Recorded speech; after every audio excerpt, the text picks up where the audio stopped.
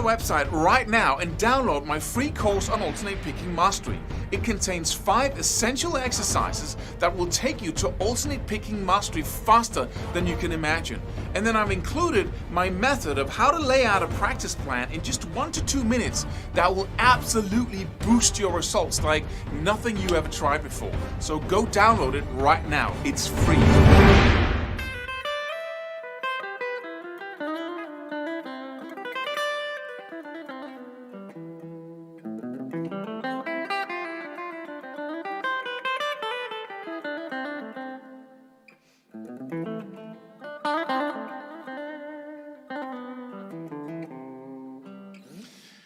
I was just playing Ionian, then I was playing Aeolian, and many people have asked me, how do you seem so confident when you go from mode to mode? It seems so easy, or like that's just but actually I'm using a system that I made up because I was faced with no system. Because we've been talking about modes, and we have 3 ways of learning them. We can use pentatonics, we can use our ear, and we can use the actual arpeggio. And if you haven't watched those videos, you might want to go and do so. And I should say that this video is part of a little mini course on different areas of guitar playing that has tabs with it and charts. So I recommend that you go to guitarmastery.net and register and just sign up for this free course. And listen to or watch the video there so you have the tabs and the charts nearby when I explain these things. But this is the most advanced, out of this world way of learning modes. And you're always playing a mode. When you're playing like the blues scale and you're in a blues rock contest, you're using the blues scale and the Dorian. So you're playing the Dorian mode basically with that bluesy feel on it. When you're playing melodic rock and you have the A minor chord in the background and you're using your A natural minor scale, maybe some classical arpeggios there, sweep picking, then you're playing natural minor, but that's the same thing. That if you're keeping the A minor in the background, that's the Aeolian mode, right? So you're always using mode.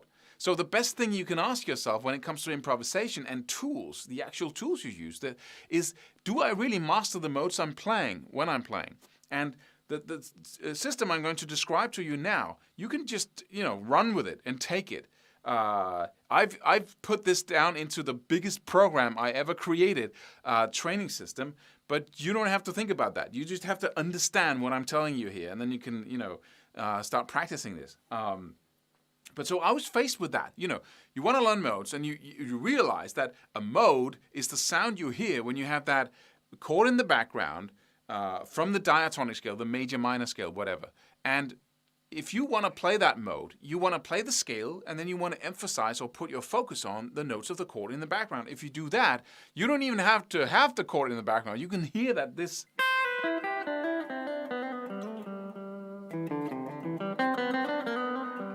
That's the Ionian mode. And you can also hear that if I shift to the Aeolian...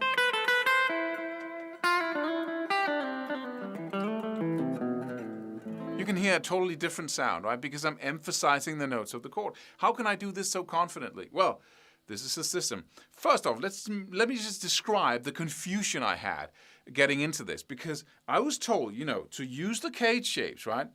Which is basically the diatonic scale separated up into 5 different very vertical shapes. It's a cool system. It focuses on economy of movement, of not moving your fingers very much. It comes from the classical realm where we want to have economy of movement so we can play as accurately as possible. So we divide it up into 5 shapes.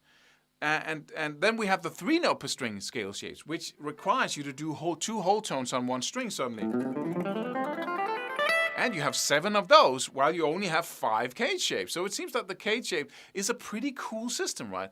But the only thing that's bad or inefficient about it is if you want to sequence it. It's not a system, the CAGED shapes. It's just separating the scale up into 5 different shapes based on the fact that you want to play as vertical as possible and move as little as possible. I don't care about moving. I want to have a system, because a system allows me to play a sequence like... with the exact same number of notes on all strings. So instead of having 3 notes then, and then I have 2 notes, and then 3 notes, I get to have 3 notes, and I can take any sequence and have the same picking pattern running all the way through the strings. If I have to play the same sequence in a diatonic shape, my picking changes because suddenly I have 2 notes on one string and not 3. I hope that makes sense. So I'm all into systems because it reduces the amount of time I have to practice. And another really important point, it takes something that I learn in one area and I can just expand it and use it in any area. Like the picking, for instance. If I can learn the picking in one shape for this sequence, then I can do the picking in any shape because it's exactly the same, right? So that reduces learning time immensely, technically. And it allows me to play faster. I can get to that point where I am proficient faster because there's less to learn. And it's not about, you don't have to be a speed devil to want to do this. It's just a matter of getting there faster so you can have more fun sooner, right? Life is short. So when you look at the CAGED shapes, and you then try to create arpeggios, because there are 7 different arpeggios within that major scale, right? Or that minor scale, same thing. Diatonic scale is the collective name for it. 7 different arpeggios. So if I take the first CAGED shape, and I have to learn all the arpeggio shapes of that, and within that shape, there are 7 different visually unique patterns. Right? And as the CAGED shape, it doesn't have any system to it. So I have 2 notes first to the C major 7th arpeggio, then 2 notes on the next string, then 2 notes, then 1, and then 2 on the top string there. If I'm to find all the notes within that CAGED shape that belong to the C major 7th arpeggio, if I do the same thing for the same shape with the next chord in the row, the D minor 7th arpeggio, then I get 2 notes on the first, then 1 on the next string, then 2, then 2, then 1, then 2. No system. Random amount of notes on each string. That's okay, right? It's not wrong. It's just, it's not a system, right? It's not systematic. So, and if you do that with all the arpeggios, 7 arpeggios, you get a uniquely different shape for each arpeggio. You go to the second CAGED shape of the C major scale, then you have 7 new arpeggio shapes. C major 7th looks in a new way, D minor 7th looks in a new way, and so it is with all of them. So now we have 14 different arpeggio shapes, then 21 in the next shape, right? Then 28 and so on. Oh, it's 20, yeah, 28, right? So you get a lot of different shapes, like you have a lot of different chord shapes down here, so we're used to that, right? And that's okay. You can just go ahead and learn them and memorize them. So now you can target all chord notes in these 5 different CAGED shapes if you want. That's one way of learning it. I almost called it a system, but it's not, right? It's just a way of chopping things up so you can learn them in little groups, each CAGED shape. But that wasn't good enough for me because I knew that if I had to sequence these arpeggios, like play like 4 notes down,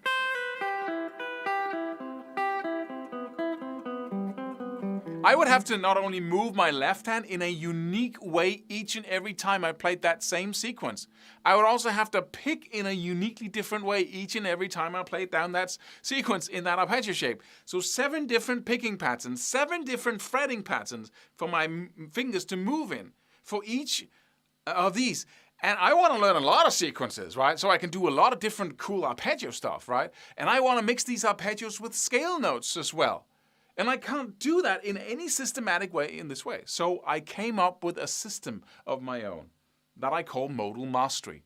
And that is the biggest program, the biggest course I ever created, because it's a training system for how to take what I call, or what is, 2-1-2 shapes instead. So you put down a systematic rule. And as I said, you can run with this. You don't have to go buy anything to use this.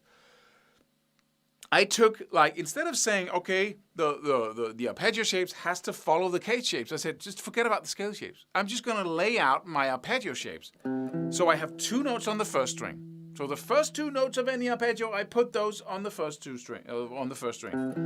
Then I put the next note on the lonely string there, the next, so I have 1 note on the next string. Then I take the next 2 notes of the arpeggio and put them on the same string.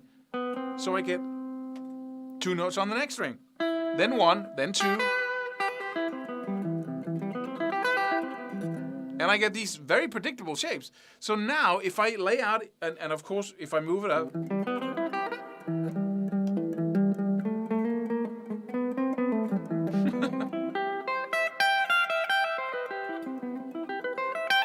I get different shapes as I move this, play the same arpeggio. And suddenly I can play sequencing like, right?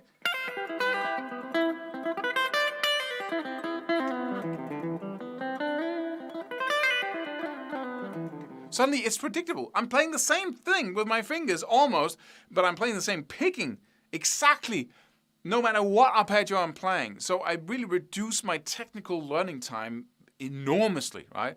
And I have a predictable system. I can, right? And I've never seen anybody teach this because it seems like such a daunting task learning all these arpeggio shapes. But I can tell you, if you just learn the shapes of the C major 7th arpeggio, in one position, you have more power than most people have across the fretboard. So it's a big system if you lay the arpeggios out like this, but it just gives you, you know, for each little chunk you take off it in the modes you normally play, because you don't have to learn all 7 modes if you never use them. If you're into jazz, by all means, go for it. But if you play rock music, you might want to learn the Aeolian and the Dorian and the Ionian, right? 3 modes with these arpeggio shapes, with the 2-1-2 shapes. And that's it. And that gives you immense power, because the next step we then take is say, can I really learn to play fast sequences that involves both the chord notes and the scale notes in a way that sounds modal? So I can actually reproduce the sound of the Ionian mode, playing both scale notes and arpeggio notes, and I play like a fast run. How do I do that? Right?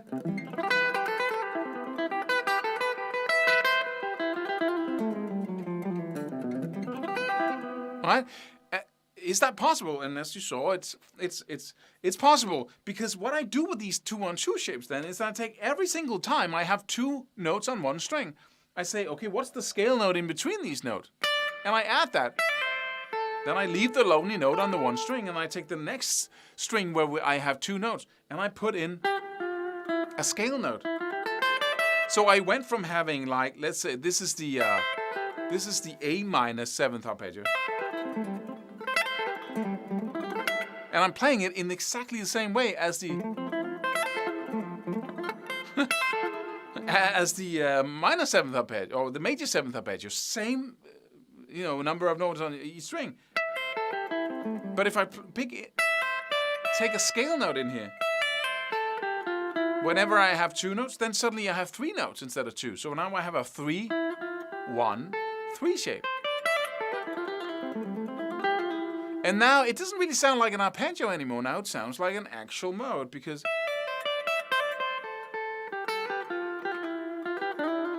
let me just play that A minor in the background. So let's reproduce the Aeolian sound.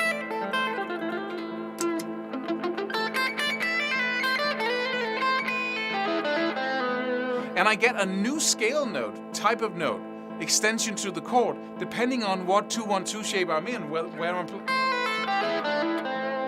That's down here. Right, up here.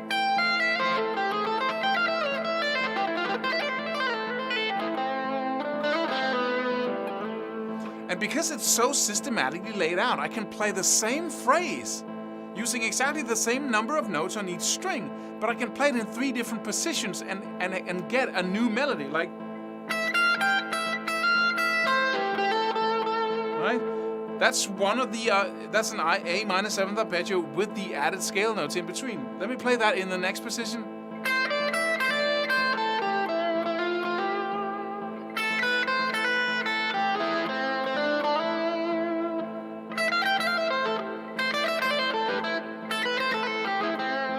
Right? It just opens up the whole fretboard. And as I said, you can just learn a couple of shapes in a couple of positions on the neck, and you really have just total power in that area. Then you can expand, learning another shape. You can do the crazy arpeggio sequencing because you have these very systematic shapes here.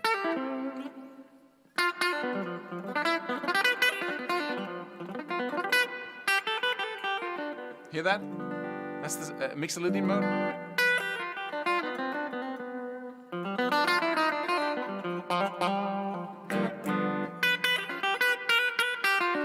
Right.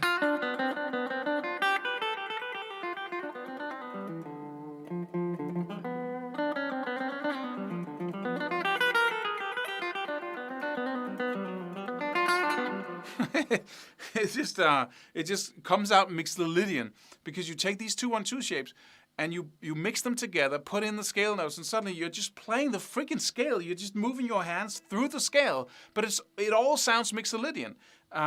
It's just the most.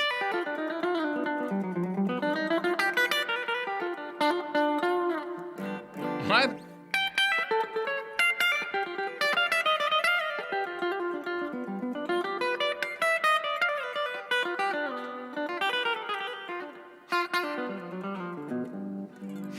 So it just works like crazy. So what do you do with all this? Well, go to the guitarmastery.net page, download the charts here, play around with it, see what you can do with it. I'm just going to include a little sequence, a layout of one of these arpeggios, so you can start really, hearing what this could do for you. Because the last point here is that when you have something as systematic as this, you can start doing all kinds of stuff with just one of these arpeggio shapes. You can start learning sequences, fast sequences like, let me see. Right? And you can start, doing all kinds of stuff with it. And you can apply anything you learn to all of the arpeggio shapes directly, right? Because it's the same system, right? I hope this makes sense. And so go check out the lesson on guitarmastery.net. Sign up, and there'll be other lessons added on to that. So you'll have, a whole bunch of lessons with tabs and charts supporting it. Subscribe for more free videos. Do it. Do it now. Do it.